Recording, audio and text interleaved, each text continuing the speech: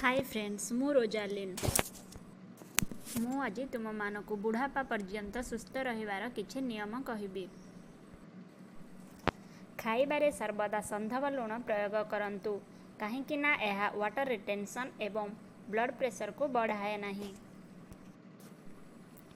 रात्रि रे खाई सारिबा परे कम से कम 500 पाउंड निहाती चलंतु।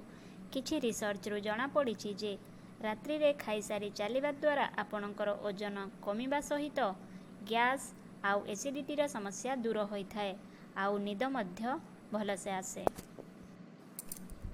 तृतीय नियम, खाई सारिबार 30 मिनिट परे पानी पियंतु। खाइबार तुरंत पानी पीवा द्वारा डाइजेशन वीक होइथाए आउ पेट बढ़िथाए आउ मोटापा होबार समस्या मध्य बढ़िथाए।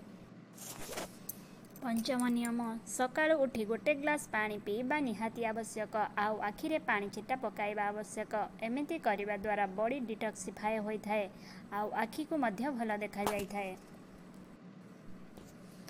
धला जातीय खाद्य ठारू जेतिकी दूरई रहिबे सेतिकी भल, जेमिति कि चीनी, मैदा, चाउଳ, अटा। एथिरे अधिक परिमाण रे कैलोरी थाए। यह अधिक खाइबा द्वारा मोटापार शिकार होबाको पड़िथाए।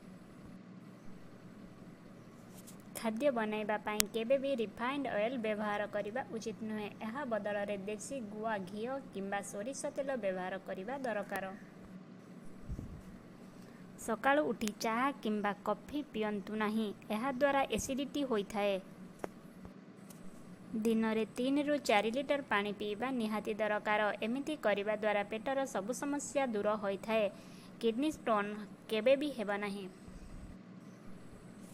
सबुदिन सकाळु उठी 40 मिनिट चलिबा द्वारा मोटापा, डायबिटीज, कोलेस्ट्रॉल रो डर कमी जाइथाए।